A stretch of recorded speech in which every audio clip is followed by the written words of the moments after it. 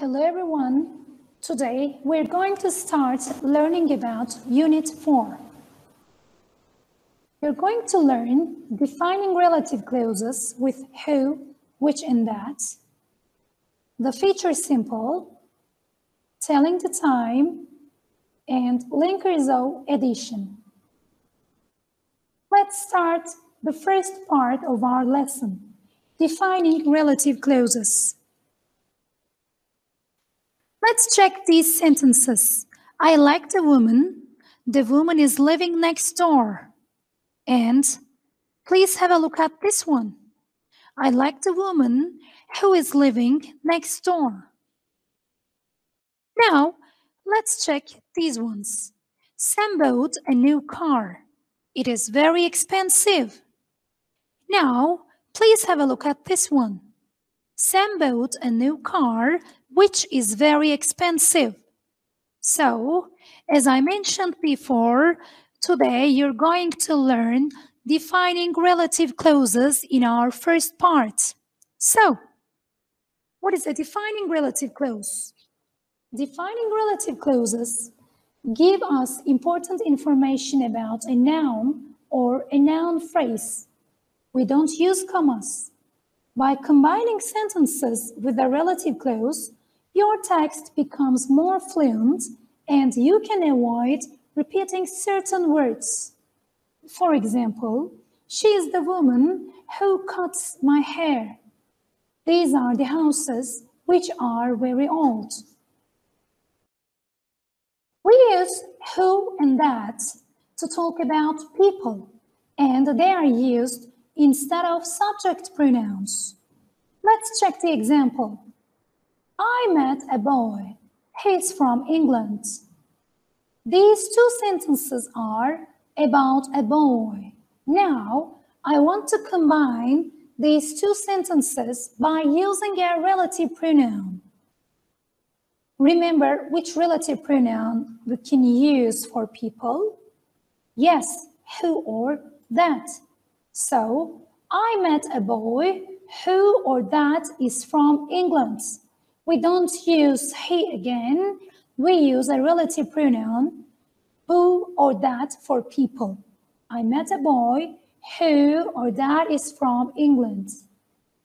Now let's check the second one. That's the woman. She helped the old lady. These two sentences are about the woman. And I want to combine these two sentences in one sentence. So how can I do it? I need to use a relative pronoun, and that is who or that. That's the woman who or that helped the old lady. We don't use she again in the sentence. Let's look at the next one. I can hear children. They're playing in the garden. Now let's combine these sentences. Which relative pronoun can we use here? Yes, we can use who or that. I can hear the children who or that are playing in the garden. We don't use they again. We use who or that instead of using they. Now let's see where we use which and that. We use which and that to talk about things or animals, and they are used instead of subject pronouns. Let's check the example. Kim is reading a book. It is very interesting. These two sentences are about a book. Now let's combine them. Which relative pronoun can we use to combine them? Of course, which or that. Kim is reading a book. Which or that is very interesting. We don't repeat it again. Spiders are animals. They have 8 legs. These two sentences are about spiders. Now I want to combine them. Which relative pronoun can I use? Of course, which or that. Spiders are animals which have 8 legs or that have 8 legs. Now let's have a look at this one. I like the films. They make me laugh. These two sentences are about the films. How can I combine them? I can use the relative pronoun which or that.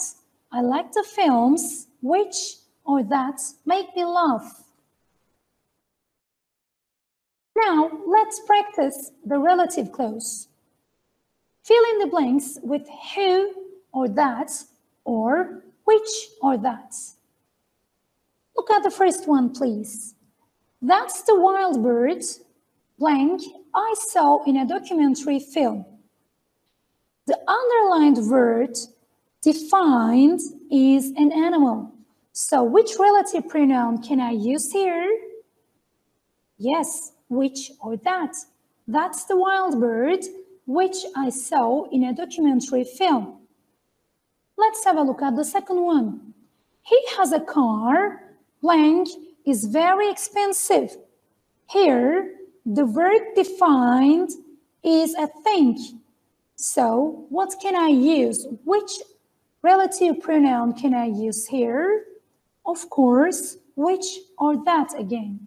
He has a car which is very expensive. Now look at the third one, please.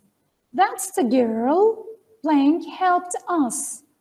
The defined word is a person, the girl. So which relative pronoun can we use here? Who or that? That's the girl who helped us. Look at the next one, please. We've got a friend, blank, loves windsurfing. Here, the word defined is again a person. So which relative pronoun can we use here? Of course, who or that. We've got a friend who loves windsurfing or that loves windsurfing. And the next one. Ben has got a cat, blank, loves chocolate. Here, the defined word is an animal. So which relative pronoun can be used here? Of course, which or that. Ben has got a cat which loves chocolate. And the next one. Where is the girl, blank, was here 5 minutes ago? Here, the defined word is again a person, so we can use who or that here. Where is the girl who was here 5 minutes ago? Or that was here 5 minutes ago? Okay. I saw the men, blank, took the lady's bag. Here, the defined word is a person. So we can use who or that here. I saw the man who took the lady's bag. And please look at the last one. Can I borrow the CD? Blank is on the table. Here, the defined word is a thing, so we can use which or that here. Now let's join the sentences using who or which. Look at the first one, please. That's the was. I broke it. These two sentences are about the was. So how can I combine them? Of course, I can use which. So that's the was which I broke. So we didn't use it again. Look at the second one. This is Brian. He comes from the USA. Here, the two sentences are about Brian, so I can use who to combine these sentences. This is Brian, who comes from the USA. And the third one, this is my best friend. She can speak 4 languages. These two sentences are about my best friend, so I can use who to combine them. This is my best friend who can speak 4 languages. Giraffes are animals. They have got long necks. These two sentences are about giraffes. So, giraffes are animals, so we can use which to combine these two sentences. Giraffes are animals which have got long necks. This is the second part of our lesson, the future simple will. I have some predictions for next year. Let's see what they are. I think that you will all speak better English at the end of this year. I am sure I will have a vacation, however, I don't know where. And I'll probably visit my friends in Izmir in summer, and my husband will. So, as I said before, you're going to learn the future simple will. Let's look at this picture. 2020 is the present year that we are in. Look at this one. 2019 is the past. It is the last year. But let's have a look at this one. 2021 is the future, which is the following year. So now let's see why we use the future simple. We use it to make a prediction and to say what we believe will happen in the future. Let's look at this example. I think it will be sunny tomorrow. This is just my prediction. I am making this sentence because I believe that it will be sunny tomorrow. We also use the future simple for future actions which are not definite. Let's have a look at the example. I will travel the world one day. When I say I will travel around the world one day, it means that it is not definite. We also use the future simple when we decide to do something at the time of speaking. We can also call it on-the-spot decisions. Look at the example, please. There is a boy here and he says, I am hungry. And he decides to do something and says, I will make a sandwich. This is just an on-the-spot decision. He decided to make a sandwich at the time of speaking.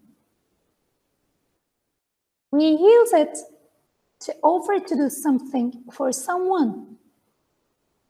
The child says, I can't solve this problem. And her mom says, don't worry, I will help you with your homework. So the mom offers to help her. We also use the future simple for promises. Look at this boy. He promises. He said, I will pass my class, I promise.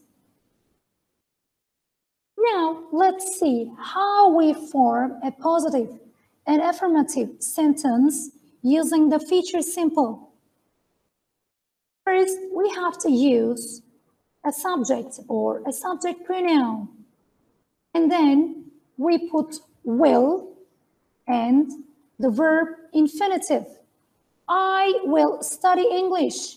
You will stay at home. She will work with her friends. He will be a famous basketball player. She will help me with my project. So we use the subject and then the will and then the verb infinitive. And what is the short form of will? I'll, you'll, he'll, she'll, will, they'll, okay? Will stay at home. I'll study English. She'll work with her friends. Now let's see how we can form negative sentences using the future simple. Here are the subject pronouns. After the subject, we use will not or the short form won't and the verb infinitive. I will not or I won't study English. He will not or he won't be a famous basketball player. They will not or they won't help me with my project. Now, let's see how we can ask questions using the future simple. Here are our subject pronouns and the verb. Normally, we use the subject and then will and then the verb. But now, we're trying to ask a question. So, we put will to the beginning and then the subject and then the verb infinitive. So, will you study English? Will she help me with my project? Will he be a famous basketball player? Now let's see how we can give short answers. Will she come to the course? If you want to give a positive short answer, we can say yes, she will. And for a negative short answer, we can say no, she won't. Will you study maths tomorrow? For a positive short answer, we can say yes, we will. And for a negative short answer, we can say no, we won't. Will you help me with my homework? Yes, I will, or no, I won't. Now let's see the contractions. It is possible to use contractions, means short forms, in both positive and negative sentences. With positive contractions, will becomes double L with an apostrophe and is joined to the subject. I will, I'll. With negative contractions, will not becomes won't.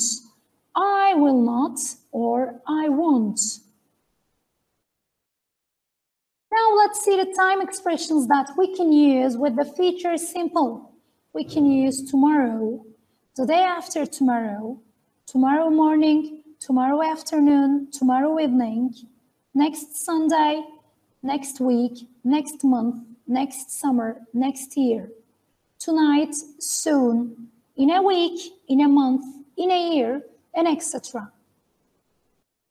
Now let's practice the future simple. Change the sentences into the future tense using will.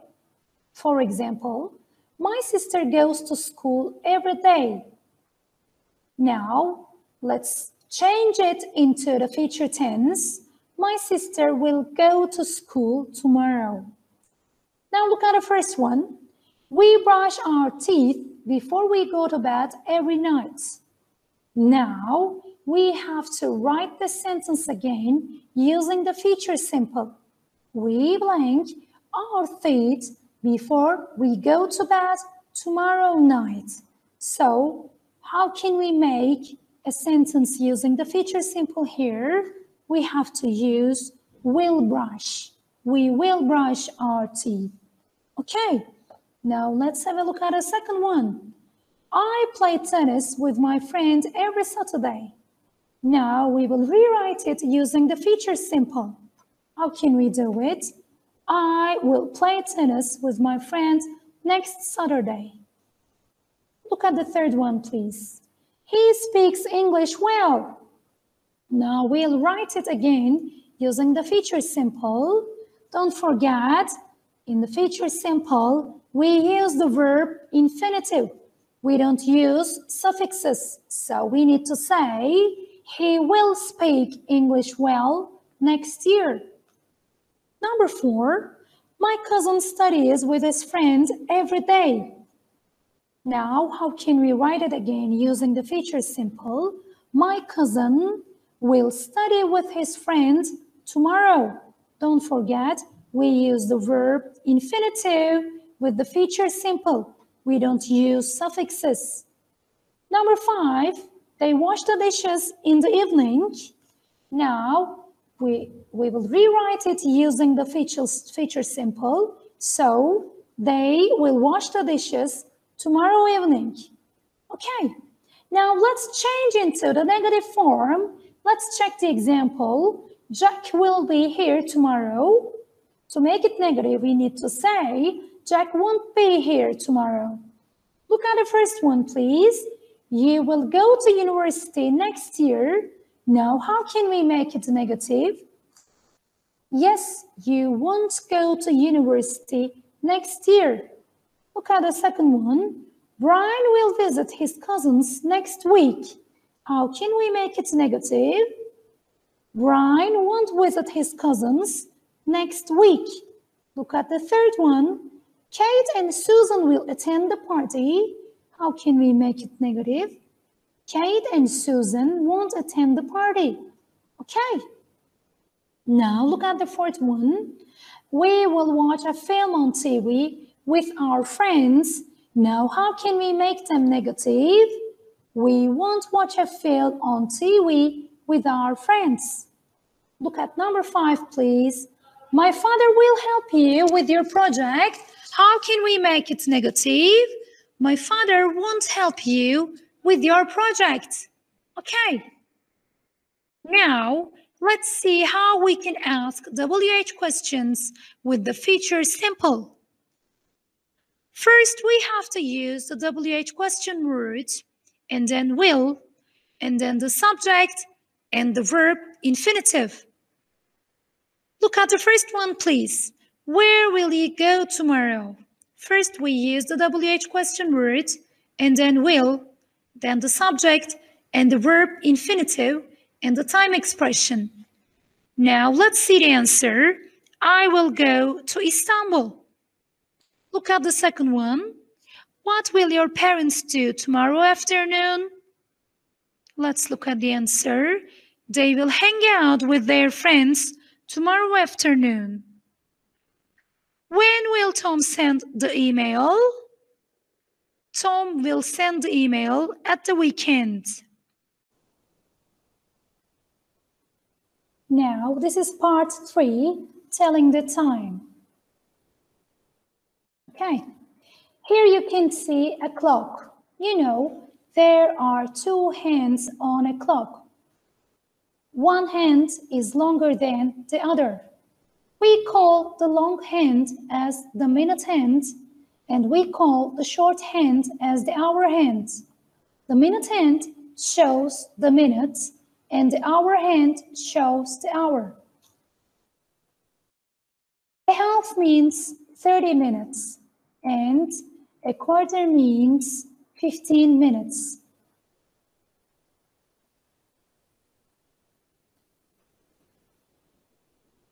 Here,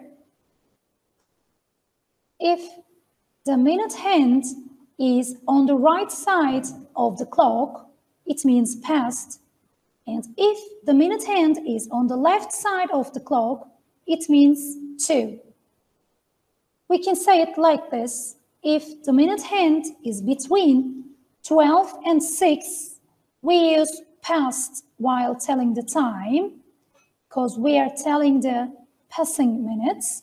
If the minute hand is between 6 and 12, we use to while telling the time, because now we're telling the time, we're telling the minute that is left to the new hour. So, now, if the minute hand is on 12, we say o'clock. If the minute hand is on 6, we call it half past. If the minute hand is on 3, we call it quarter past.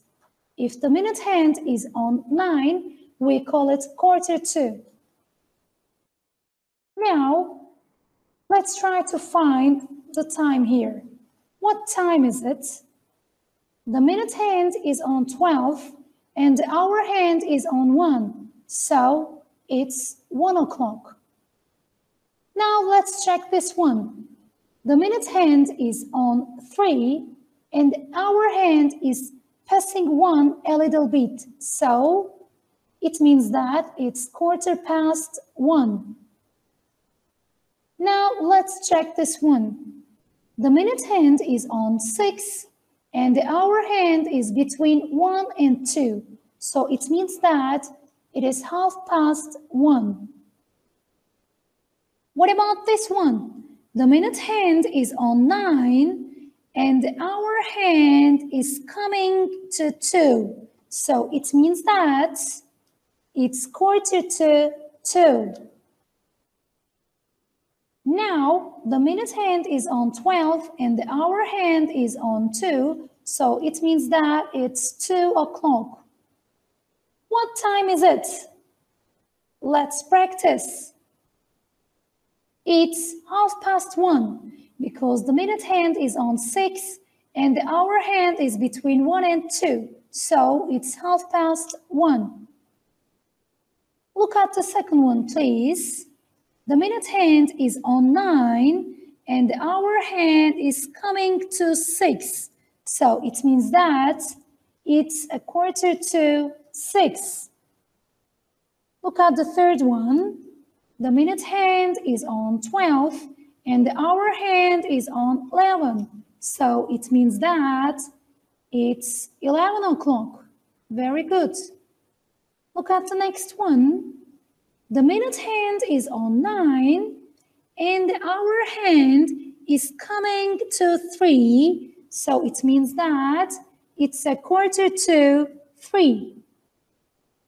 Look at the next one.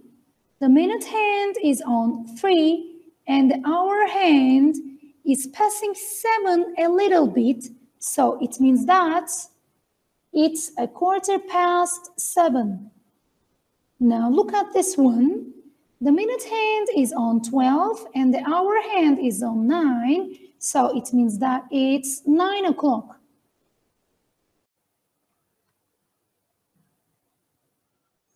Now, this is the fourth part of our lesson, linkers of addition. Why are the linkers of addition used? They are used to add information about something or someone. Let's see the first linkers of addition. It is also. Also is used for emphasis. Jane is very clever. Also, she is talented in music. We use also between the subject and the main verb, or after the modal or the auxiliary verb. Let's see the examples. I can play football, but I can also play basketball. Here, it is used between the auxiliary verb and the main verb. Carol is very hardworking. She is also kind. Here also is used after the auxiliary verb. The next one is as well. As well is much more common in spoken than in written English. As a rule, as well comes at the end of the sentence. I can speak English and I can speak French as well. I'll have a cup of coffee and I'll have a slice of cake as well. The next one is to. We usually put to at the end of the sentence. Tom is hungry. He is tired too. To is especially common in responses to fixed expressions such as giving good wishes and etc. Have a good time. You too. Both.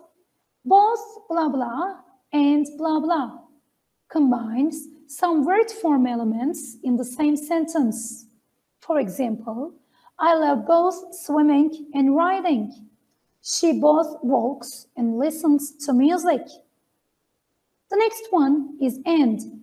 And is used to join two words, phrases, parts of sentences, or related statements together. We were wet and tired. We kissed and hugged each other. Tidy up your room and don't forget to make your bed. Let's do the exercises about the linkers of addition. She has a beautiful voice and she plays the violin. Which one can be used here? We can use also here. She also plays the violin. Here also is used between the subject and the main verb. Number 2, I will have some orange juice and some salad. Which one can be used here? As well can be used here. Remember, as a rule, as well is used at the end of the sentence. Number 3, she not only sings, she plays the piano too. Okay. Number 4, I invited my family and friends. What can be used here? Of course, both can be used here. I invited both my family and friends. Number 5, I am very thirsty and tired right now. What about number 6? I studied English and maths as well. Number 7, she's a photographer and she writes books. We can use also here. It's the end of our lesson. Goodbye, everyone.